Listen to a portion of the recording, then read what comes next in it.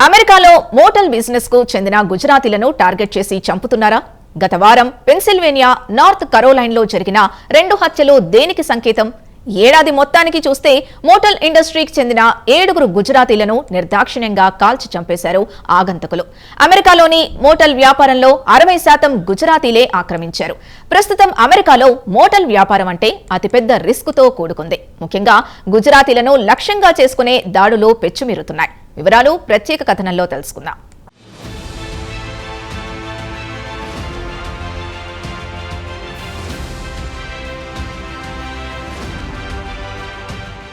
అమెరికాలో గుజరాతీ కమ్యూనిటీ, ముఖ్యంగా పటేల్స్ విషయానికి వస్తే అక్కడ సక్సెస్ఫుల్ బిజినెస్ మెన్లు అని చెప్పుకోవచ్చు. అమెరికాలో ఏ మారుమూల ప్రాంతాలకు వెళ్ళినా పటేల్ బ్రదర్స్ గ్రాసరీ స్టోర్లు కనిపిస్తాయి. ఈ గుజరాతీ కమ్యూనిటీ అమెరికాలో ముఖ్యంగా మోటల్స్ అంటే మన ఇండియాలో చిన్న లాడ్జీలుగా చెప్పుకోవచ్చు. వాటిని విజయవంతంగా నడుపుతున్నారు. అమెరికా మొత్తానికి చూస్తే 60% మోటల్ బిజినెస్ గుజరాతీల చేతిలో ఉంది. ఇక వ్యాపారాలు ఎంత విజయవంతంగా నడుపుతున్నారో అంతే రిస్కును ఇటీవల కాలంలో ఎదుర్కొంటున్నారు. ఈ ఏడాది మొత్తానికి చూస్తే గుజరాతీలకు చెందిన మోటల్స్ యజమానులను లేదా వారి మేనేజర్లను 7 మందిని కాల్చి చంపారు. తాజాగా సోమవారం పెన్సిల్వేనియాలోని అల్లెఘోనీ కౌంటీకి చెందిన 50 ఏళ్ల రాకేష్ పటేల్ను పాయింట్ బ్లాంక్ రేంజ్ నుంచి ఓ వ్యక్తి కాల్చి చంపాడు. సూరత్కు చెందిన రాకేష్ ఈ మోటల్లో పార్ట్నర్గాను మేనేజర్గా పనిచేస్తున్నాడు.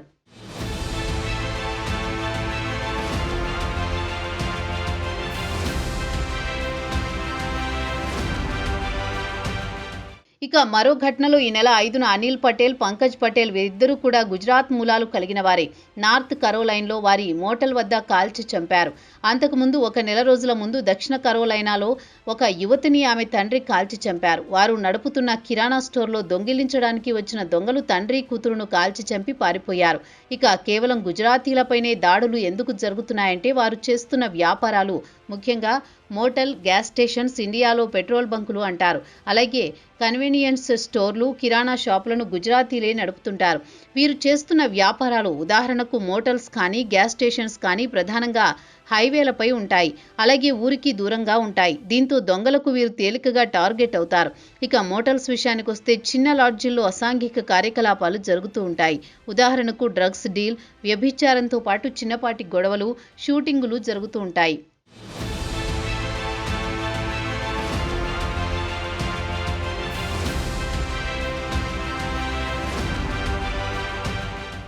సెప్టెంబర్ 10న చంద్రమౌళి బాబ్ నాగమల్లయ్య అనే కర్ణాటకకు చెందిన వ్యక్తిని అతని మోటల్ వద్దనే తల నరికేసిన విషయం ఇండియాలో పెనుదుమారం రేపింది. కాగా నాగమల్లయ్య విషయానికొస్తే down town suits Dallas mortals manager. కాగా ఈ మోటల్ యజమాని మాత్రం గుజరాతీ.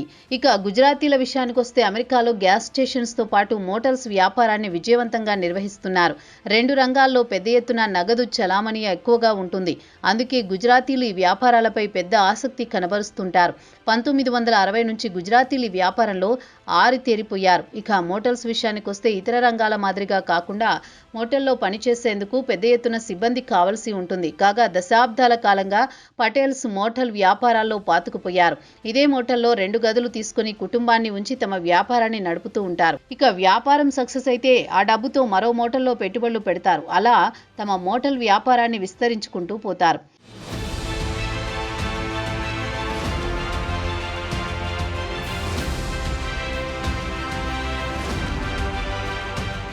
ప్రస్తుతం అమెరికాలో జనాభాలో గుజరాతీలు 1% ఉన్నా అమెరికాలో మోటల్ వ్యాపారాన్ని 60% వారే శాసిస్తున్నారని అమర్ షా చెప్పుకొచ్చారు. పటేల్ మోటల్ స్టోరీ పేరుతో ఒక షార్ట్ ఫిల్మ్ కూడా తీశారు. న్యూయార్క్ ట్రైడెకా ఫెస్టివల్లో ఈ షార్ట్ ఫిల్మ్ను ప్రదర్శించారు. ఈ సినిమాలో ఇండియాలోని గుజరాత్ నుంచి వలస వచ్చిన వలసదారులు, ముఖ్యంగా పటేల్స్ అమెరికాలో మోటల్ వ్యాపారాన్ని ఎలా విస్తరించారు, ఎంత పట్టుదలతో కష్టపడి మోటల్ ఇండస్ట్రీలో విజయం సాధించారని ఈ సినిమాలో చూపించారు. ఈ మోటల్స్తో పాటు గ్యాస్ స్టేషన్స్ను తీసుకుంటే అతి తక్కువ బడ్జెట్లో మారుమూల ప్రాంతాల్లో లేదా ఇన్కమ్ జోన్లలో ఏర్పాటు చేసుకుంటారు. దీంతో ఇక్కడ నేరాలు కూడా ఎక్కువగా జరగడానికి ఆస్కారం ఉంటుందని USA టుడే 2021లో నిర్వహించిన విచారణలో తేలింది.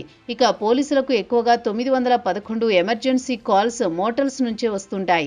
దీనికి కారణం ఈ మోటల్స్కు వచ్చే గెస్టులు అసాంఘిక కార్యకలాపాలకు పాల్పడుతూ ఉంటారు. అలాగే మోటల్ యజమానులతో ఘర్షణకు దిగుతూ ఉంటారు.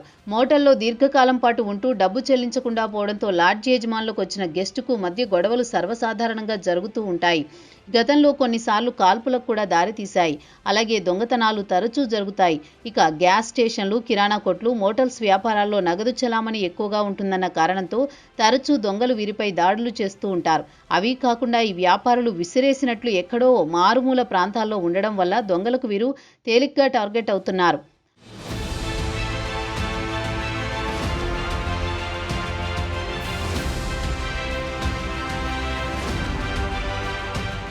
ఇక మోటల్ బిజినెస్ ఎందుకు రిస్క్ అంటే ఇక్కడికి వచ్చే గెస్టులు తరచూ డ్రగ్స్ ఓవర్డోస్లో మోటల్ యజమానులతో గొడవ పడుతూ ఉంటారు. అలాగే ఓవర్డోస్ చనిపోయిన కేసులున్నాయి.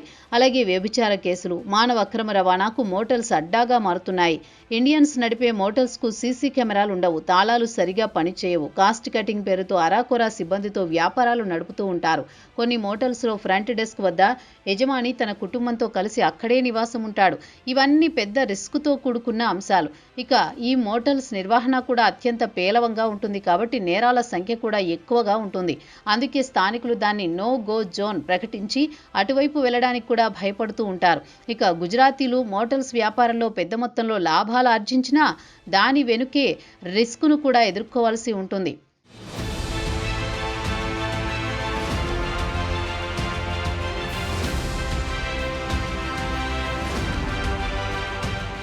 ఇక గుజరాతీ పటేల్స్ అమెరికాలో మోటల్ రంగంలోకి 1960లో ప్రవేశించారు. గుజరాతీ కమ్యూనిటీ విషయానికి వస్తే ఇండియాలో ఉన్న విదేశాల్లో ఉన్న ఐక్యమత్యంగా కలిసిమెలిసి ఉంటారు. అందుకే అమెరికాలో గత కొన్ని దశాబ్దాలుగా మోటల్ రంగంలో వారు రాణిస్తున్నారు. తమ వ్యాపారాన్ని అమెరికా అంతటా విస్తరిస్తున్నారు. వచ్చిన ఆదాయంతో తమ కమ్యూనిటీకి చెందిన వారికి వ్యాపారాలు పెట్టిస్తూ ఉంటారు. వచ్చిన ఆదాయంతో తమ వ్యక్తిగత లైఫ్ స్టైల్ను కూడా వీరు త్యాగం చేస్తూ ఉంటారు. ఇలా కొన్ని దశాబ్దాల నుంచి కొనసాగుతోంది. 1990 నాటికి చూస్తే అమెరికా మోటార్ ఇండస్ట్రీలో 50% వాటా గుజరాతీ పటేల్స్ చేతుల్లోకి వెళ్ళిపోయింది. 1999లో న్యూయార్క్ టైమ్స్లో పటేల్ మోటార్ కార్టెల్ అనే ఆర్టికల్ ప్రచురించింది. అయితే గుజరాతీ కమ్యూనిటీ 1930లోనే ఆతిథ్యం రంగంలోకి అడుగుపెట్టిందని చెబుతారు. కాంజీ మాంచు దేశాయ్ను ఇక్కడి మోటల్ రంగానికి చెందిన వారు తమ పితామహుడిగా చెబుతూ ఉంటారు. ఆయన 1934లోనే అక్రమంగా ట్రినిడాడ్ నుంచి వచ్చి మోటల్ రంగంలో ప్రవేశించారు. పటేల్స్పై ఇప్పటికే పలు డాక్యుమెంటరీలు కూడా వచ్చాయి. సూరత్ టు శాన్ ఫ్రాన్సిస్కో వాటిలో ఒకటి. పటేల్స్ 1942 నుంచి 1960 వరకు కాలిఫోర్నియాలో పెద్ద ఎత్తున మోటల్ బిజినెస్ను ప్రారంభించారు.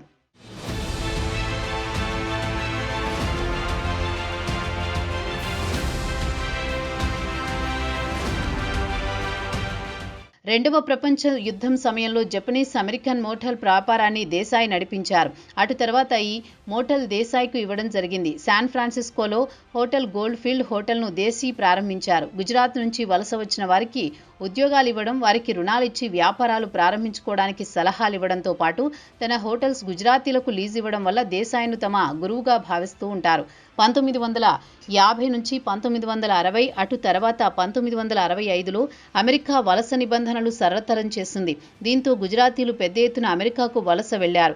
ఇక గుజరాతీల వ్యాపార రహస్యం ఏమంటే రుణాలు తీసుకుని వ్యాపారం ప్రారంభిస్తారు. తీసుకున్న రుణం తిరిగి చెల్లించకుండా తమ బంధువు కోసం మోటల్ కొనుగోలు చేసి ఇస్తారు.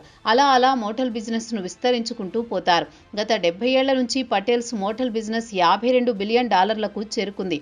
ఇండియన్ కరెన్సీ ప్రకారం చెప్పుకోవాలంటే 4.60 లక్షల కోట్లుగా చెప్పుకోవచ్చు. గుజరాత్ నుంచి అక్రమంగా వలస వచ్చిన వారు ఇక్కడ బోలెడంత డబ్బు సంపాదించారు. ఇక ఏషియన్ అమెరికన్ హోటల్ ఓనర్స్ అసోసియేషన్లో 20,000 మంది సభ్యులుంటే వీరంతా కలిసి 33,000 ప్రాపర్టీని నిర్వహిస్తున్నారు. వారిలో గుజరాతీలదే ఆధిపత్యం. వీరి వ్యాపారాలు mortals, gas stations, retail stores వ్యాపారాల్లో బిలియన్ల కొద్దీ రెవెన్యూతో పాటు లక్షలాది మందికి ఉపాధి కల్పిస్తున్నారు. ఇక నెట్ఫ్లిక్స్లో హసన్ మిన్హాజ్ కామెడీ సీరియల్లో అమెరికాలోని గుజరాతీల గురించి తరచూ ప్రస్తావిస్తూ ఉంటారు. అమెరికాలో రెండవసారి ట్రంప్ రాగానే వలసవాదులపై కక్ష కట్టాడు. ఇండియాకు వ్యతిరేకంగా స్థానికులను రెచ్చగొడుతున్నాడు. యాంటీ ఇండియా సెంటిమెంట్ రాజేస్తున్నాడు. గుజరాతీలు తమ వ్యాపారాన్ని విజయవంతంగా విస్తరించడంతో స్థానిక అమెరికన్లకు సహజంగానే కన్ను కుడుతుంది. ఇండియన్స్పై ద్వేషం పెంచుకున్నారు. ఇండియన్స్ను ఉద్యోగాలు దొంగిలించే వారిగా జతకడుతున్నారు. అందుకే ఈ దాడులు జరుగుతున్నాయి. ప్రస్తుతం అమెరికాలో మోటల్ బిజినెస్ హై రిస్క్ వ్యవహారంగా మారిందన్న టాక్ వినిపిస్తోంది.